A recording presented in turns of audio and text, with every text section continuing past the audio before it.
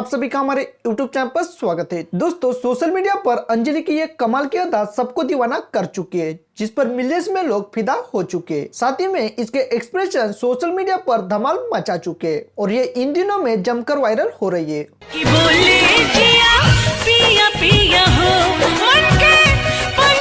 अंजलि चौहान के साथ में गांव की लड़कियों का डांस सोशल मीडिया पर जमकर वायरल हो रहा है, जो अपने ठुमके पर अंजलि को पीछे छोड़ चुके। तो सबसे पहले उन वायरल लड़कियों के डांस को भी देख लेते हैं।